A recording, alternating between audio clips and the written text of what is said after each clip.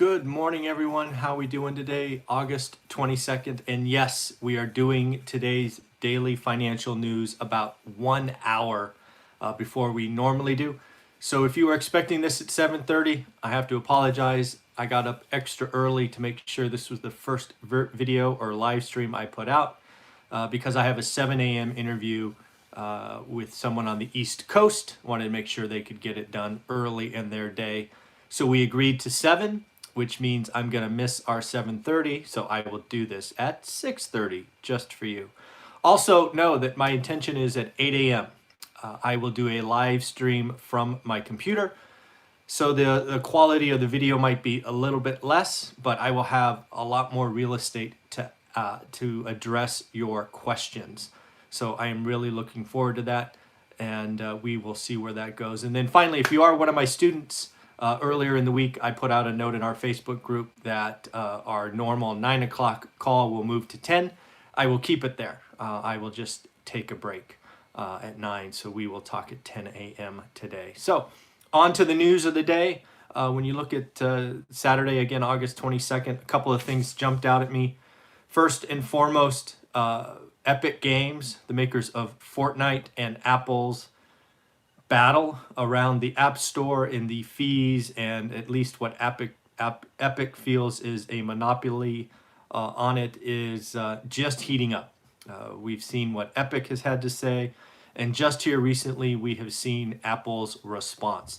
This is not over. This is going to be fought in the courts for a while.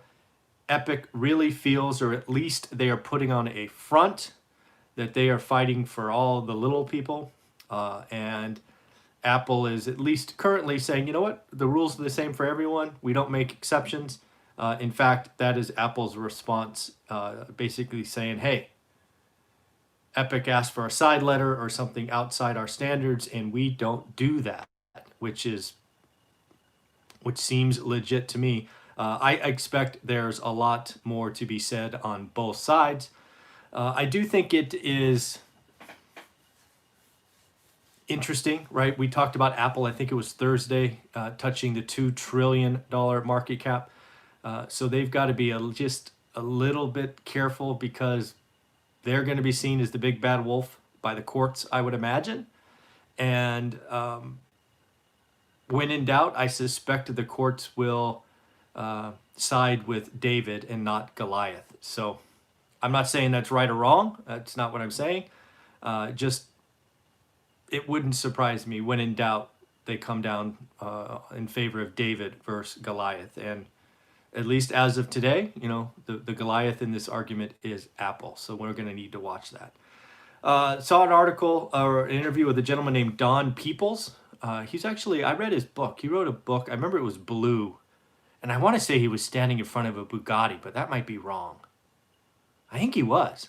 So in the end, Don Peebles is a real estate developer. He did big things in Florida, and then took his talents to New York. He did this interview from New York, and his basic stance is what you and I have been talking about for the better part of 6 to 8 weeks, that the big cities, in this case New York, might need more than a decade to recover. There's a lot of talk about, hey, you know, this has been said before, 9/11, great financial crisis, but this is different. People are leaving, people are changing. New York won't be New York at least until the middle of 2021 with Broadway and restaurants and things of that nature. So Don said on the good side, he expects New York and other big cities to be cheaper, read more affordable, because they are competing with other areas like South Florida, Nashville, Texas. This urban flight is real. Work from home is real. We are seeing consumers change their appetite. And again, I got to go back to the fact that this is good for the U.S. This is good for America.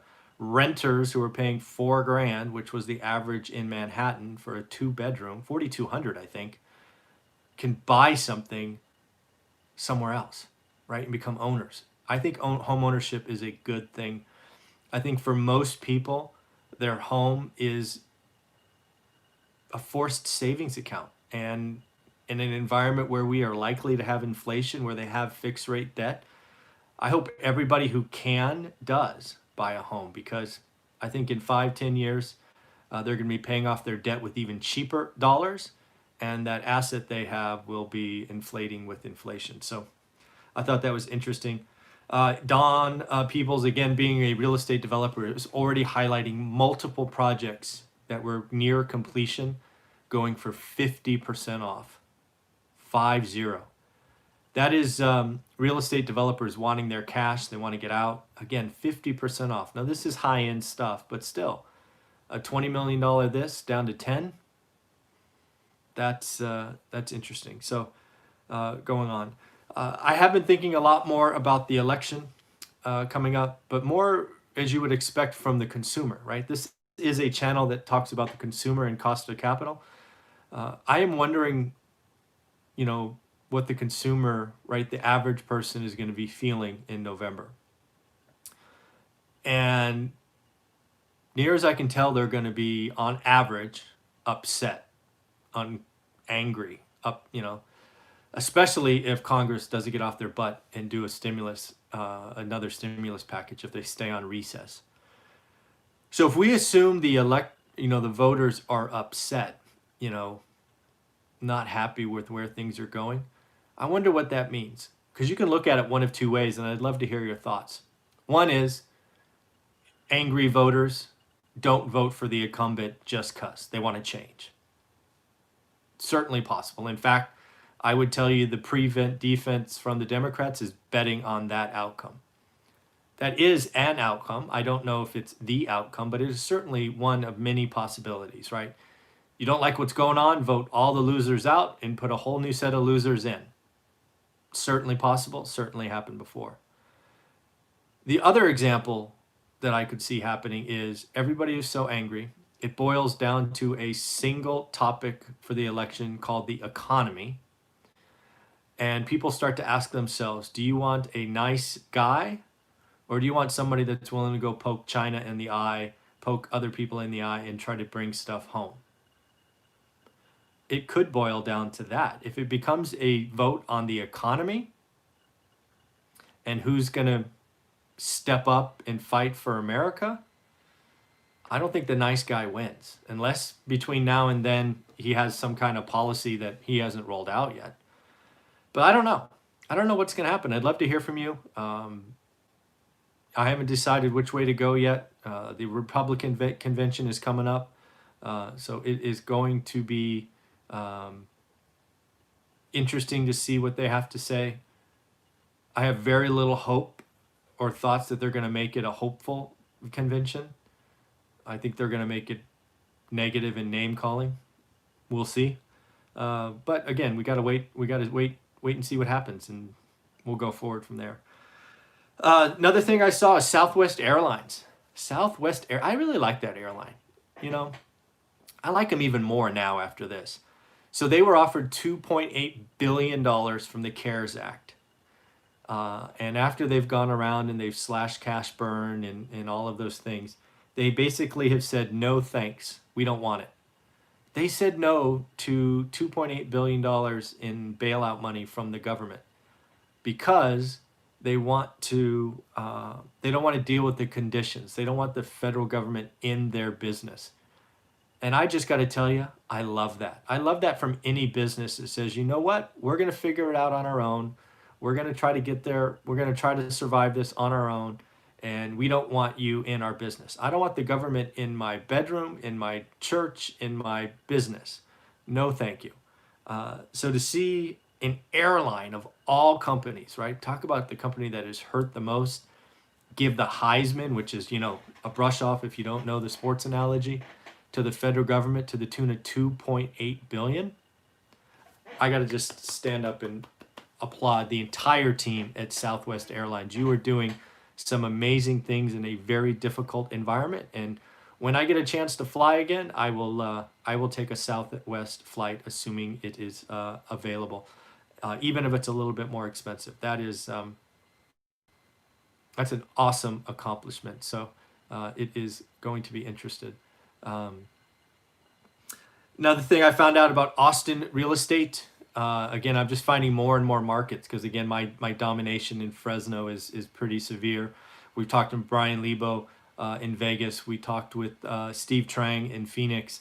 I just pulled some data out of Austin because, again, Tesla is going to open up a factory there. They've already broken ground. Austin real estate's up 10% year on year. Listings are down 32%, and closed sales are up 21%.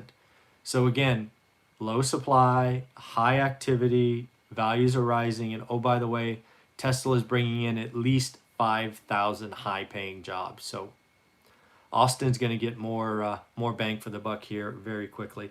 And then finally, follow. I actually don't watch this show, Shark Tank. I don't know if anybody else does. I guess lots of people do, given the ratings, but I don't watch it. But there's a gentleman on there, Kevin O'Leary. I think he goes by the nickname Mr. Wonderful. He had an interesting interview on CNBC that I read. I read the transcript of. And he basically said, we need to stop with these PPP money because we're just having zombie companies kind of survive when we need to let the market do what the market does. And for the most part, I agree with that. I mean, see my comments about Southwest Airlines as an example, right? Let the chips fall where they may, and that's what bankruptcy's for, right? And then he came back over the top and said, you know what, given the severity and the speed of this, we've got to make sure we take care of the people who are displaced. He didn't say the following words, but I took it from that. He wants the unemployment $600. He didn't. Again, he doesn't say this. I want this to be very clear, but he wants the federal bonus to be extended, whether it's 400 or 600 something. The Congress has got to get off their ass and do it. Basically, we want the capitalist system to work in an accelerated fashion. So no PPP money. Help the employees survive this chasm we are in, and then let capitalism take us out of it. So I agree with all of that. Actually, I thought Kevin, Mr. Wonderful, Shark Tank. He's not a producer. I guess maybe he's a producer, actor or whatever, investor. I thought that was pretty wise words. No more PPP. I agree.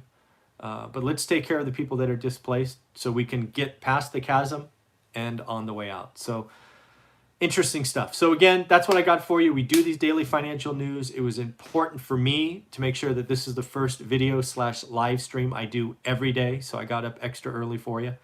I will now get ready for my 7 a.m. interview.